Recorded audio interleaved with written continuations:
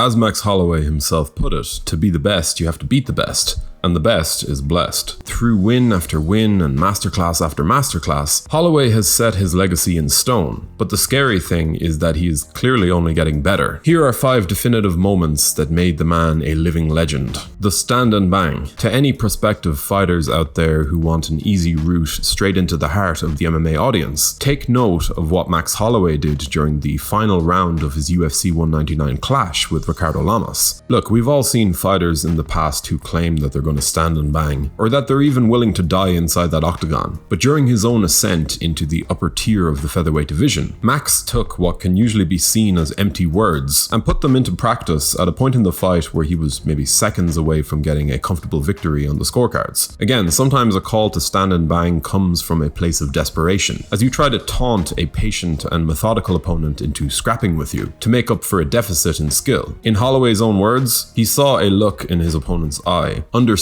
that he was willing to take an almighty risk, and then immediately pointed to the ground to signify that he would give him that opportunity. Holloway, just seconds out from a decision victory, basically told the hard-handed Ricardo Lamas to bring it on. And true to his word, Holloway put his masterful footwork to one side and held his ground, eventually turning the tide in this miniature slugfest to end the fight all over his opponent with momentum once again on his side. For a lot of fans, we had heard early buzz around this guy, and of course he had taken on the likes of Dustin Poirier, Cub Swanson, and Conor McGregor with varying degrees of success. But for me, I remember very clearly how I never looked at Max Holloway quite the same after seeing him do this, and sure enough, my early suspicions were proven correct time and time again by this truly special Hawaiian future Hall of Famer. Breaking Jose Aldo. Jose Aldo's resurgence as a top-level bantamweight is a true testament to his greatness, real confirmation of his position within the top 10 greatest MMA fighters of all time. But even with his long and celebrated featherweight run in mind, though Alexander Volkanovski was the one to send him packing from 145 pounds in favor of a move to bantamweight, it was Max Holloway who rose up to steal away his title and double down on his superiority with a pair of truly impressive victories. Conor indeed caught him early, and Volkanovski managed to beat him tactically, but Blessed was the one who really put it on Aldo. And while many had pegged Max as someone who had the potential to be the future of the division, at the time Aldo was still a resurgent force at 145 pounds, something he proved by thoroughly outclassing Frankie Edgar just before. But when fight night came around, Holloway just turned up in a big way, bringing his pressure cooker style of fighting to a new level entirely, perfecting it before our very eyes to overwhelm this divisional legend. And just as he would do again in the rematch, the finish, when it finally came, was emphatic and relentless. A new reign at 145 pounds was beginning, and for those of us who had watched Holloway growing into this sport since his UFC debut at the age of 20, there was a certain level of proudness we felt as we witnessed the beginning of the Blessed era. No fear. Next we come to a moment that will likely remain within the ranks of the all-time great MMA what-ifs, the time we very nearly got a short notice matchup between then featherweight king Max Holloway and the soon-to-be crowned lightweight king Khabib Nurmagomedov. UFC 223 was the event, and right in the middle of the single craziest fight week imaginable, sandwiched in between Tony Ferguson's freak accident and Conor McGregor attacking a bus, came Max Holloway's pretty badass attempt to save the main event by taking on the most feared fighter in the sport on short notice. In fact, it was just 6 days out.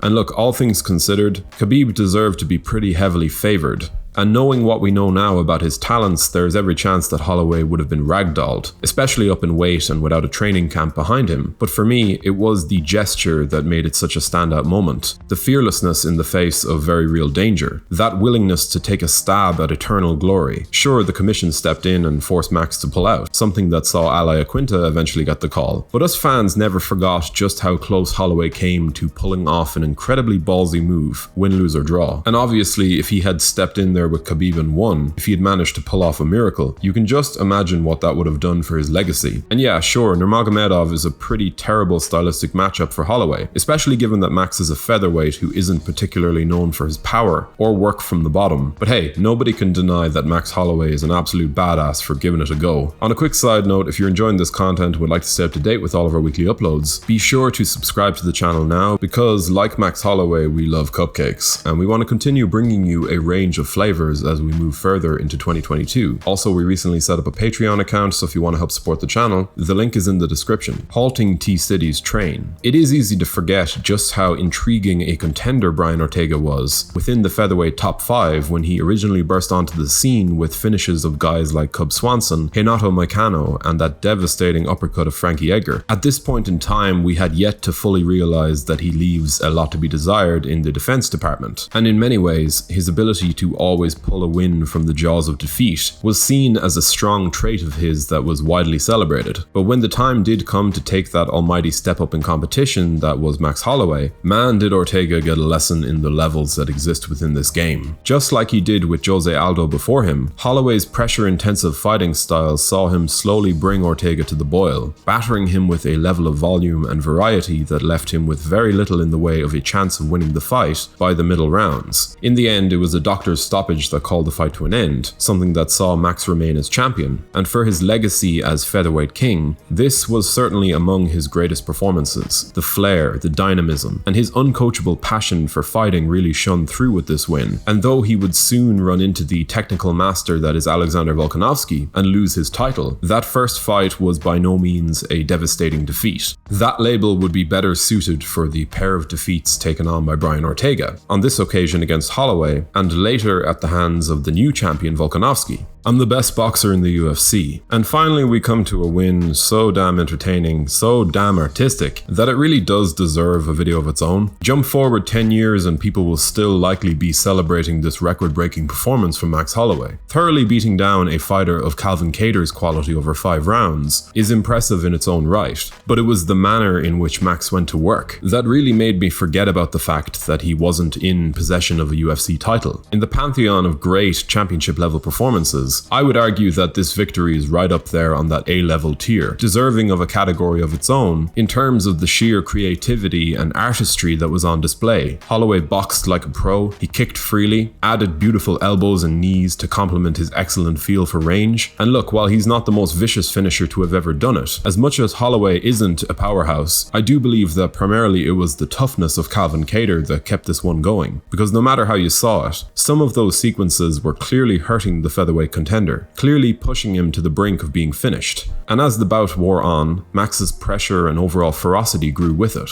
When the final round came, Holloway was just in total flow, mixing up his offense with tremendous effect to once again test his opponent's will. But the real legend-making moment of this bout came as Holloway took a moment mid-fight to speak directly to the commentators, battering Kattar as he did so, before facing away from his adversary, declaring himself to be the best boxer in the UFC, something he followed up by no luck slipping a big combination from Calvin just to prove his point. It was the type of moment that was completely unique to Max, and when the fight was over, he came away with a performance that broke multiple UFC records. A stunning, stunning showcase. But what's your own personal favorite Max Holloway moment? And who would you like to see us feature next for a similar piece? Do let us know your opinions in the comment section below. We always love to hear from you guys. If you enjoyed this video, be sure to leave a like and a comment before subscribing to the channel so you can stay up to date with all of our latest uploads. Patreon link is in the description. Thank you for watching.